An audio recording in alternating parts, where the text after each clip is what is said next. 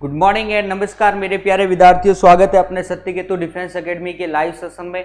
प्यारे विद्यार्थियों, हमेशा की तरह हम लोग आज की क्लासेस में भी जो है अपने 15 क्वेश्चंस करेंगे और ये क्वेश्चंस जो है कुछ इंपॉर्टेंट क्वेश्चंस है। ओके, तो जल्दी से आ जाइए, अपने एक बार लाइव आ जाइए, फिर हम लोग क्लास को स्टार्ट करते हैं।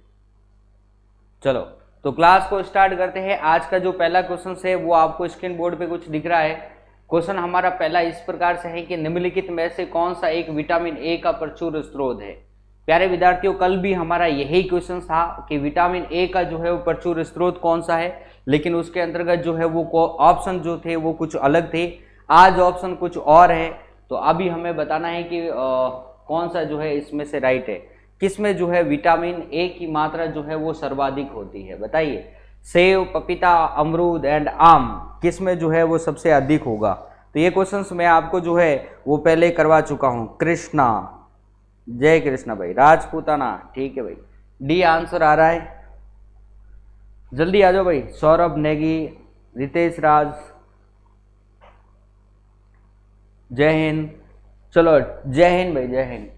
अपना जो इसमें है कि भाई विटामिन ए के जो है वो प्रचुर स्रोत कौन सा है, तो प्यारे विद्यार्थियों आम जो होता है ना, इसके अंतर्गत विटामिन ए की मात्रा सर्वाधिक पाई जाती है, ये चीज ध्यान में रखना।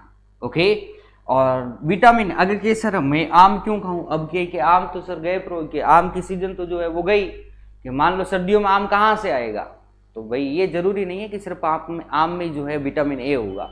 आम के साथ में और भी बहुत सारे जो है मटेरियल है जिसके अंतर्गत विटामिन ए पाया जाता है, तो हम लोग वो खा लेंगे, आई बात समझ। लेकिन यहाँ क्वेश्चन क्या कह रहा है, सबसे अधिक विटामिन ए की मात्रा कहाँ है, तो विटामिन ए की मात्रा जो होती है वो आम में होती है, बराबर ना, ये चीज ध्यान में रखना।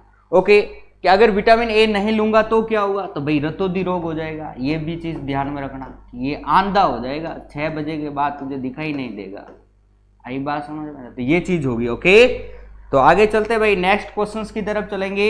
ध्यान में रखना, इसमें अपना जो क्वेश्चन जो राइट है इसका आंसर वो क्या हो जाएगा, डी आंसर, बराबर। नेक्स्ट क्वेश्चन नंबर 2, विज्ञान जिसमें पशु मानव शारीरिक संरचना का विच्छेदन द्वारा सीखा जाता है। ओहो, अच्छा, तो भाई मानव शारीरिक संरचना यानी कि अपने ह्यूमन बॉडी की जो स्ट्रक्चर जो होता है ना, उस जो सीखा जाता है उस साइंस को हम लोग क्या बोलते हैं, तो मेरे प्यारे विद्यार्थियों हेमेटोलॉजी तो जो होता है वो अपने हम लोग कहते हैं कि रक्त के अध्ययन को हम लोग कहते हैं, ब्लड के study of blood is the called off haematology, तो रक्त के अध्ययन को हम लोग जो है ये बोलेंगे, आई बात समझ में। ऑस्टियोलॉजी जो होती है वो हम लोग कहते हैं अपने हड्डियों के अध्ययन को हम लोग इसको क्या बोलते हैं, ऑस्टियोलॉजी कहेंगे। एनाटॉमी, एनाटॉमी को आपको पता ही होगा, एनाटॉमी मतलब अपने शरीर की बाह्य संरचना का अध्ययन करना, और अपने भी यही पूछा है मानव शरीर की संरचना का जो अध्ययन होता है या विच्छेदन द्वारा जो सीखा जाता है उसे हम लोग क्या बोलेंगे, तो एनाटॉमी ही बोलेंगे, आई बात समझ। ये अपने ये एनाटॉमी जो है वो इंग्लिश वर्ड है, शुद्ध हिंदी वर्ड में अगर हम लोग देखें ना तो इसे हम लोग कहते हैं शारीरिक की संरचना, आई बात समझ, शारीरिक की संरचना इसका शुद्ध हिंदी वर्ड है, और इंग्लिश में हम लोग इसको बोलते हैं एनाटॉमी। तो हमारा राइट आंसर कौन सा हो जाएगा, तो हम लोग कहेंगे सी ऑप्शन जो है वो हमारा राइट आंसर हो जाएगा। ओके, आगे चलते हैं नेक्स्ट क्वेश्चंस की तरफ। अगला हमारा क्वेश्चन नंबर है 3, तीसरा है मानव शरीर में गैसों का शुद्धिकरण जो है वो कहाँ होता है। तो प्यारे विद्यार्थियों गैसों का शुद्धिकरण आपको पता ही है, हमारे शरीर में तो सिर्फ 2 गैसें होती है, एक होती है ऑक्सीजन और एक हमारे पास में होती है CO2, बराबर ना। और ऑक्सीजन का हम लोग कहते हैं जो स्थानांतरण अपने बॉडी में होता है वो हीमोग्लोबिन के द्वारा होता है, इसीलिए तो हीमोग्लोबिन को हम लोग जो है वो क्या बोलते हैं, शोषणीय वर्णक बोलते हैं। क्या बोलते हैं, शोषणीय वर्णक, कि भाई अपने बॉडी में जो है वो ऐसा कौन है जो ऑक्सीजन को एक स्थान से दूसरे स्थान पर लेके जाता है, तो हम लोग कहते हैं अपने हीमोग्लोबिन होता है, बराबर। कार्बन डाइऑक्साइड की अगर मैं बात करता हूं तो ये तो कुछ तो जो है वो प्लाज्मा के द्वारा अपने बॉडी में स्थानांतरित होता है, और कुछ जो होता है वो कार्बोनेट के द्वारा, सोडियम एंड पोटेशियम, सोडियम और पोटेशियम बाई कार्बोनेट के द्वारा जो है वो अपनी बॉडी में जो है स्थानांतरित होता है, बराबर ना। लेकिन अब क्वेश्चन ये कह रहा है कि भाई ये 2 गैसें अगर साथ में हो जाए तो शुद्धिकरण कहाँ पर होगा, तो सीधी सी बात है भाई अपने लीवर जो होता है, ये लीवर को तो हम लोग अपने शरीर की प्रयोगशाला कहेंगे। वक्र जो होता है वो ब्लड का प्यूरिफिकेशन करता है, रक्त का, इसके अंतर्गत जो नेफ्रॉन होता है वक्र में, उसका प्रमुख कार्य यही होता है कि भाई रक्त का जो है वो शुद्धिकरण करना, इसलिए फेफड़े हो जाएंगे। फेफड़ों का प्रमुख कार्य क्या होता है? ऑक्सीजन का शुद्धिकरण करना। ओके, तो ऑप्शन नंबर ए जो है वो हमारा करेक्ट आंसर होगा। चलो भाई आगे चलते हैं, अपने नेक्स्ट क्वेश्चंस की तरफ चलेंगे। Question number 4। क्वेश्चन नंबर 4 है इलेक्ट्रॉन पर कौन सा आवेश होता है? ओके, आपको ये पता होगा कि इलेक्ट्रॉन, प्रोटॉन और न्यूट्रॉन जो होते हैं वो हमारे परमाणु के 3 मूलभूत कण हैं।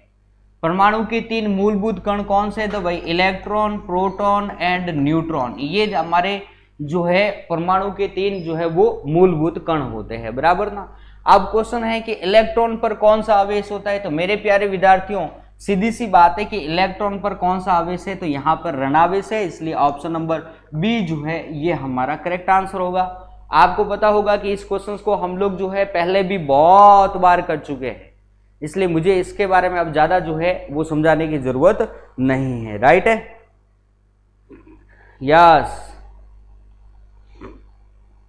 B option, very good. चलो आगे चलते हैं, नेक्स्ट क्वेश्चंस की तरफ चलेंगे। अगला हमारा जो क्वेश्चन है वो है क्वेश्चन नंबर 5। निम्नलिखित में से किन किरणों की भेदन क्षमता जो होती है वो सबसे अधिक होती है? प्यारे विद्यार्थियों, भेदन क्षमता, भेदन क्षमता मतलब किसी को पार कर जाए, आर पार हो जाए, उसे हम लोग बोलते हैं भेदन क्षमता। तो जिसका, सीधी सी बात है, जिसका सबसे कम द्रव्यमान होगा वही तो, उसका ही तो हम लोग कहते हैं कि उसका ही तो सबसे ज्यादा भेदन क्षमता उसी में होगी, क्योंकि जो सबसे हल्की होगी वो सबसे फास्ट जाएगा। आपको भी पता होगा कि अगर मैं कहूं कि एक 80 किलो का व्यक्ति, एक 100 किलो का व्यक्ति दौड़ रहा है और एक 50 किलो का व्यक्ति दौड़ रहा है, तो सीधी सी बात है 50 वाला जो है वो आगे दौड़ेगा, क्यों? उसका वेट जो है वो कम है, बराबर ना। तो ये चीज ध्यान में रखनी, ये रूल्स भी अपना यहाँ पर ही लागू होता है। अगर मैं कहूँ कि द्रव्यमान जो है सबसे अधिक जो है वो किसका होगा, तो द्रव्यमान की अगर मैं बात करूं तो सीधी सी बात है सबसे अधिक होता है अल्फा, उसके बाद में होता है बीटा, फिर अपने पास में होता है गामा। तो प्यारे विद्यार्थियों इसका वेट जो होता है सबसे कम होता है, तो सीधी सी बात है कि भाई भेदन क्षमता भी जो है वो सबसे अधिक किसकी होगी? गामा की होगी, उसके बाद में बीटा की होगी, उसके बाद में अल्फा की होगी। यानी कि अपन ये कहेंगे कि गामा, यानी ऑप्शन नंबर जो सी जो है वो हमारा करेक्ट आंसर होगा। Very good. Jitendra Singh Rathore, Ritesh Raj army boy, MS Chaudhary, Kishan Singh, Saurabh Negi, बहुत अच्छा, शाबाश, वेरी गुड। चलो भाई आगे चले, हम लोग नेक्स्ट क्वेश्चंस की तरफ चलते हैं। क्वेश्चन नंबर 6 नंबर क्वेश्चंस देखते हैं। क्वेश्चन नंबर 6 है रेडियो कार्बन काल निर्धारण किसकी आयु का आकलन करने के लिए प्रयुक्त किया जाता है? ठीक है ना, रेडियो डेटिंग विधि, जो रेडियो डेटिंग विधि जो होती है वो किसके लिए उपयुक्त की जाती है? तो जल्दी बताइए। मृदा, स्मारक, जीवाश्म या चट्टानें? रेडियो कार्बन काल के द्वारा या इस विधि के द्वारा हम लोग जो है किसकी आयु को जो है फाइंड आउट करते हैं? तो जल्दी से क्वेश्चंस का आंसर दो भाई, किसकी आयु को हम लोग जो है वो फाइंड आउट करेंगे?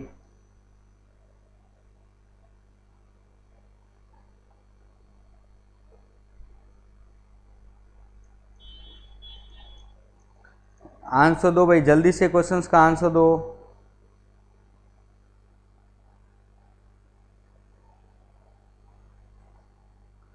शाबाश, चलो ठीक है। तो देखो रेडियो कार्बन काल निर्धारण के द्वारा किसकी आयु को हम लोग फाइंड आउट करते हैं? तो सीधी सी बात है मेरे प्यारे विद्यार्थियों, कई बार मैं बता चुका हूं, जीवाश्म की आयु को फाइंड आउट करने के लिए हम लोग जो है रेडियो डेटिंग विधि यानी रेडियो कार्बन काल निर्धारण के रेडियो डेटिंग विधि, जिसके अंतर्गत हम लोग जो है कार्बन का एक समस्थानिक होता है 6C14, ये अपना क्या होता है एक कार्बन का समस्थानिक है। इस समस्थानिक के द्वारा हम लोग जो है जीवाश्म की आयु को फाइंड आउट करते हैं, बराबर ना। यानी अपने एग्जाम में क्वेश्चन आता है कि रेडियो कार्बन डेटिंग विधि में जो है किस समस्थानिक का उपयोग होता है, तो हम लोग कहते हैं 6C14 का उपयोग होता है। और फिर हमारे पास में आता है कि वो किसके मतलब 6C14 का उपयोग कहाँ किया जाता है या कार्बन डेटिंग विधि का उपयोग कहाँ किया जाता है, तो जीवाश्म की आयु को फाइंड आउट करने में करते हैं।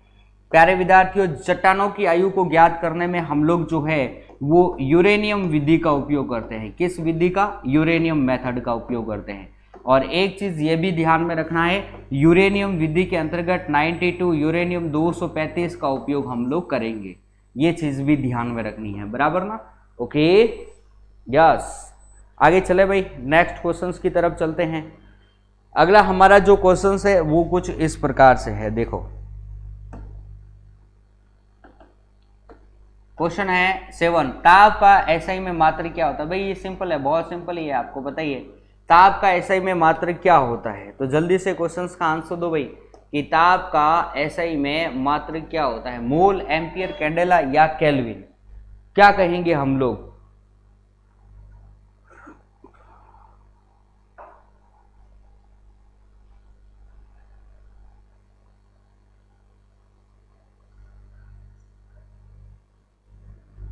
हाँ भाई, जल्दी से क्वेश्चंस का आंसर दो।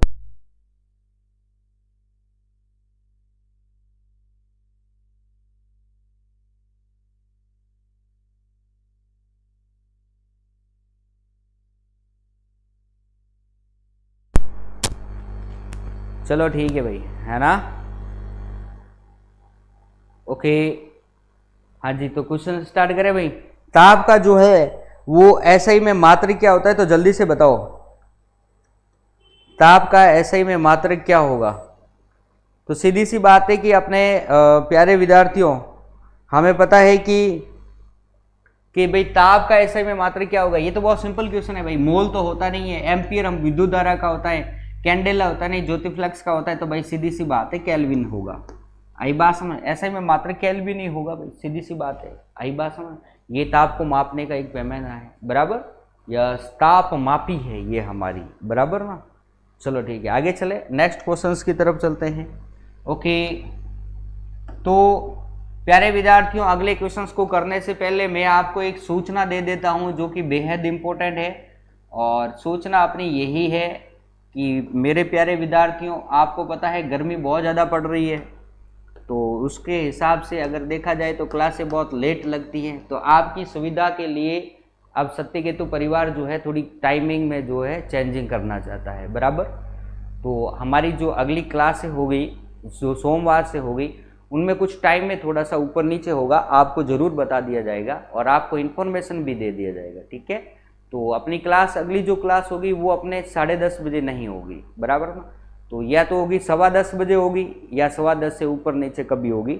तो 10:15 बजे आप मान के चलो। मेरी क्लास जो है वो 10:15 पे होगी और जीके की क्लास जो है वो मेरे से आधा घंटा पहले होगी और मैथ की क्लास जो है मेरे से आधे घंटे बाद होगी, बराबर? ये चीज़ आपको ध्यान में रखनी है। तो यानी कि टाइमिंग में थोड़ा सा ऊपर नीचे सोमवार को आपको पता चल जाएगा, ठीक है ना? इंफॉर्मेशन आ जाएगी आपके पास। चलो ठीक है, चलो आगे चले भाई। तो दाढ़ी बनाने के लिए काम में लेते हैं हम लोग, कौन सा दर्पण काम में लेते हैं?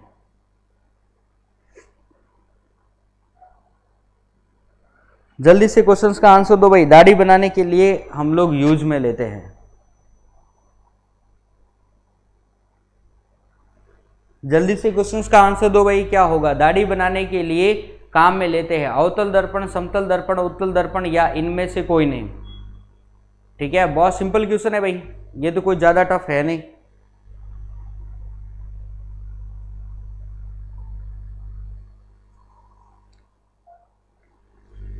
ओके, तो प्यारे विद्यार्थियों, सीधी सी बात है कि इसके अंतर्गत हम लोग जो है अवतल दर्पण का उपयोग करेंगे, राइट है ना?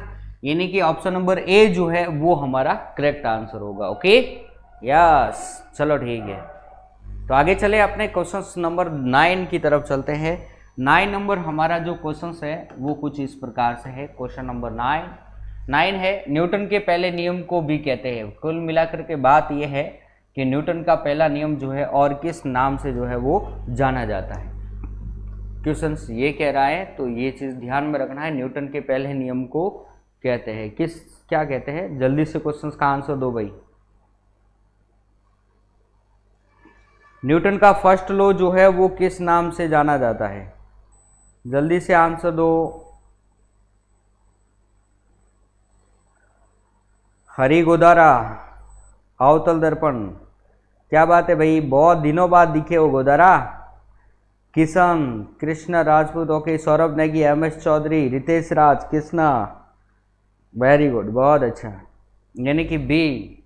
ओके, जड़त्व का नियम, सीधी सी बात है कि जड़त्व के नियम से हम लोग जानते हैं, अगर प्रथम नियम है, पहला नियम है जड़त्व का नियम, या फिर इसे हम लोग सेकंड एक और नियम से जानते हैं जिसे हम लोग बोलते हैं गैलीलियो का नियम। आई बात, गैलीलियो का नियम, प्रथम नियम को हम लोग गैलीलियो के नियम से भी जो है जानते हैं, या फिर इसे जड़त्व के नियम से जानते हैं, बराबर।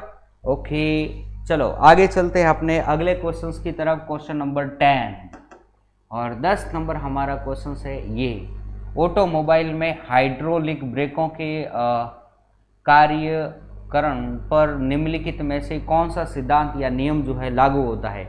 बर्नौली का नियम, पॉस्केल्स का सिद्धांत, या पास्कल नियम, या इनमें से कोई नहीं। तो जल्दी से क्वेश्चंस का आंसर दो भाई, क्या होगा? ओके, 10 नंबर का आंसर दो, जल्दी से क्वेश्चंस का आंसर दो भाई। ओके,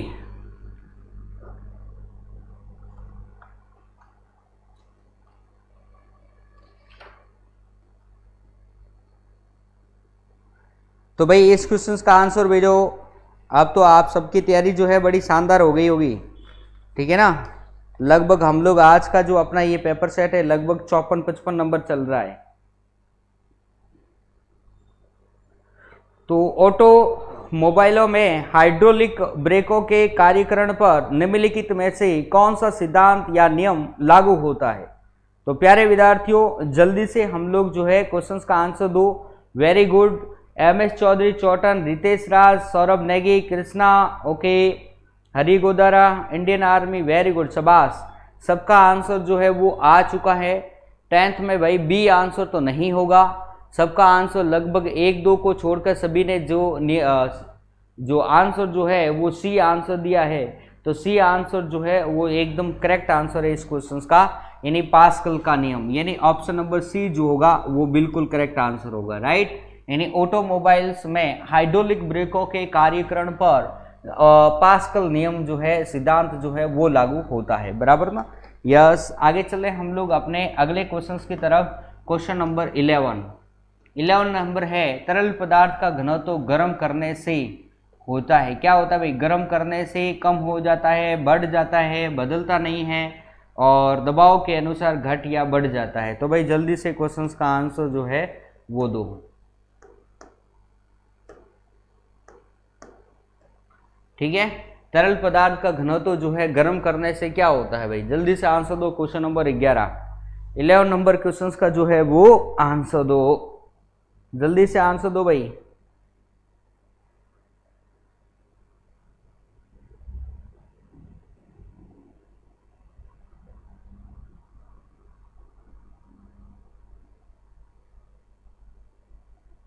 शाबाश, ए नंबर ऑप्शन आ रहा है, 11th में ए आ रहा है, वेरी गुड, जल्दी से दो भाई।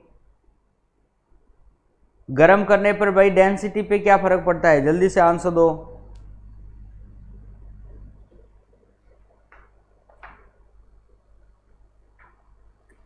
बी आंसर भी आ रहा है, MS चौधरी, चौटन, बी आंसर भी आ रहा है, क्या बात है। हाँ, सौरभ नेगी, अरे भाई डेंसिटी पे किसी पदार्थ को गर्म करने पर, अरे क्या होता है? अरे MS चौधरी, चौटन भाई बी आंसर कैसे देता है? हाँ, अरे भाई सीधी सी बात है, डेंसिटी जो है वो कम हो जाती है गर्म करने पर। अब इसका एग्जाम्पल सुनो मेरे से। प्यारे विद्यार्थियों, आपने देखा होगा कि जैसे कि ये पानी है, पानी से भाप बन रही है, और भाप कब बनती है? जब पानी गर्म होता है तब। तो सीधी सी बात है कि इसका पानी का जो है डेंसिटी क्या हो गई? कम हो गई है, इसलिए ये ऊपर की तरफ जो है वो क्या कर रही है? तैर रही है। आई बात समझ? तो तैरना, मैं कहता हूं कि पानी के ऊपर जो है ये जहाज जो है वो क्या कर रहा है? तैर रहा है। तो जहाज कब तैरेगा? जब जहाज का घनत्व जो है पानी के घनत्व से कम होगा तब। आई बात समझ? अब ये पानी, मैं कहता हूं वाष्प ऊपर तैर रही है बादल के रूप में, तो ये कब क्यों तैर रही है? तो सीधी सी बात है, इसकी डेंसिटी क्या है? कम है। तो मेरे प्यारे विद्यार्थियों कम होगा। ओके, तो पदार्थ को, तरल पदार्थ को, भाई समझ में आ गया ना? हाँ, MS चौधरी, चौटन, समझ में आया कि नहीं आया? अब क्वेश्चन गलत नहीं होना चाहिए। सौरभ नेगी, अब तो भाई कोई बात नहीं, ठीक है, अब समझ में तो आ गया ना। चलो ठीक है, अब आगे चलते हैं। नेक्स्ट अपना एक क्वेश्चन नंबर 12, गैस फ्लेम के सबसे गर्म भाग को क्या कहते हैं? ठीक है ना, गैस फ्लेम के सबसे गर्म भाग को क्या कहते हैं? Blue zone, non luminous zone, या ल्यूमिनस जोन, या डार्क जोन? क्या होगा भाई, जल्दी से आंसर दो इसका। गैस फ्लेम के सबसे गर्म भाग को क्या कहते हैं?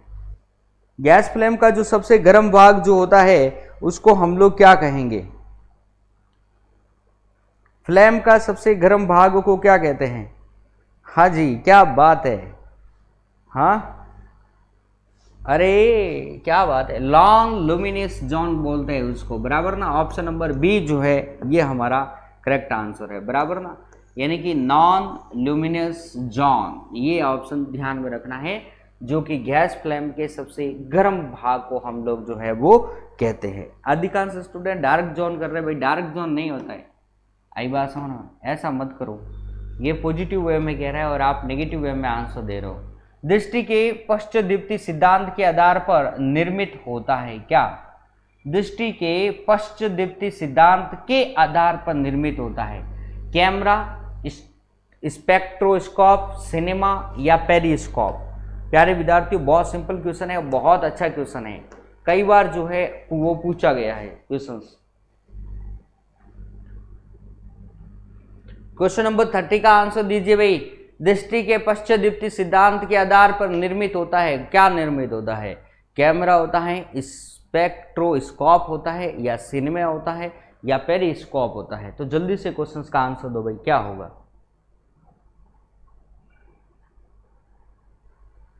अच्छा, आज गर्मी ज़्यादा है? हाँ गर्मी तो है भाई, बहुत ज़्यादा गर्मी है।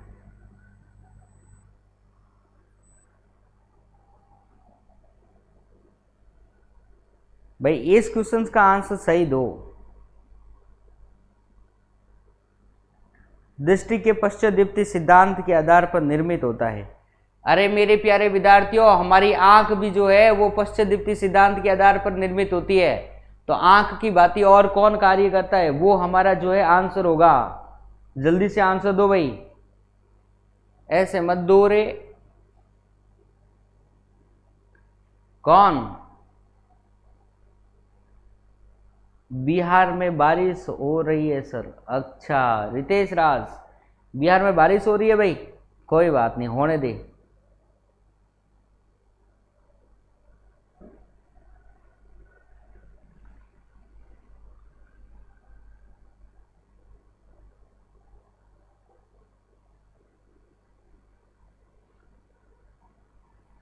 चलो ठीक है, तो मेरे प्यारे विद्यार्थियों इसका जो आंसर होगा वो कैमरा होगा। अरे भाई आंख जो है, आंख और कैमरा ये दोनों एक ही तरह होते हैं ना, इन दोनों में उत्तल लेंस होती है भाई, सीधी सी बात है, यानी कि ए नंबर ऑप्शन।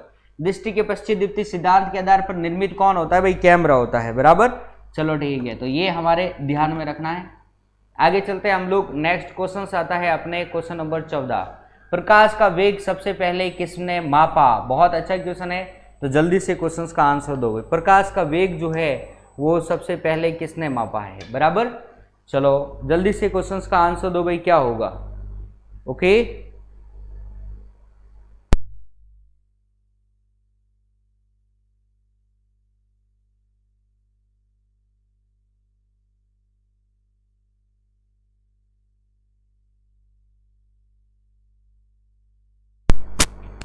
ओके, ठीक है, हाँ जी। चलो ठीक है प्यारे विद्यार्थियों, तो प्रकाश का वेग सबसे पहले किसने मापा भाई? रोमर ने मापा था। आपको पता ही है प्रकाश का वेग कितना होता है भाई? 3 × 10⁸ मीटर पर सेकेंड होता है। आई बात समझ में? सबसे अधिक कहाँ होता है भाई? निर्वात में इतना, ठीक है, 3 × 10⁸ मीटर पर सेकेंड होता है। चलो आज की क्लास का लास्ट एंड फाइनल क्वेश्चन है क्वेश्चन नंबर 15। निम्नलिखित में से कौन सा रंग सम्मिश्रण दिन और रात के समय सर्वाधिक सुविधाजनक होता है? नारंगी और नीला, श्वेत एंड काला, पीला और नीला, लाल और हरा? तो जल्दी से क्वेश्चंस का आंसर दीजिए प्यारे विद्यार्थियों। क्वेश्चन नंबर अपने 15 का आंसर दीजिए कि निम्नलिखित में से कौन सा रंग सम्मिश्रण दिन और रात के समय सर्वाधिक सुविधाजनक होता है। कौन सा मिश्रण होगा भाई सबसे ज्यादा सुविधाजनक होगा। तो क्वेश्चन नंबर अपने 15 का आंसर दीजिए भाई, कौन सा सुविधाजनक होगा।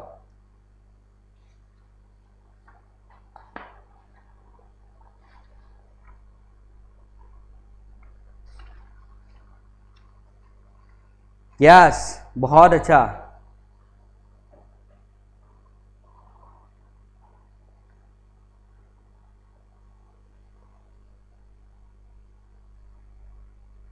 ओके, तो कौन सा होगा भाई, लाल और हरा। वेरी गुड, ये डी आंसर जो है बिल्कुल करेक्ट आंसर होगा। ओके, डी आंसर होगा। ओके प्यारे विद्यार्थियों, आज की क्लास के अपने जो 15 क्वेश्चन है वो क्या होते हैं, कंप्लीट होते हैं। प्यारे विद्यार्थियों ध्यान में रखना है, अपने सोमवार को जो है अपनी जो ऑनलाइन क्लासेस का जो टाइम है वो थोड़ा चेंज होगा गर्मी की वजह से, इसलिए आप लोग नो टेंशन रहे, आपके पास इंफॉर्मेशन जो है वो पहुंच जाएगी बराबर। तो और कितना होगा, मेरी क्लास जो है लगभग 10:15 बजे स्टार्ट होगी, फिक्स 10:15 से लेकर अपने 10:45 तक होगी। फिर भी आपको जो है एक बार अगर ऊपर नीचे होगी तो आपको एक बार सूचित कर दिया जाएगा, उसके बाद में अपनी क्लास की टाइम जो है वो कभी चेंज नहीं होगी। राइट है, तो चलते हैं, कल फिर मिलेंगे, तब तक के लिए आप सभी को मेरा जय हिंद जय भारत।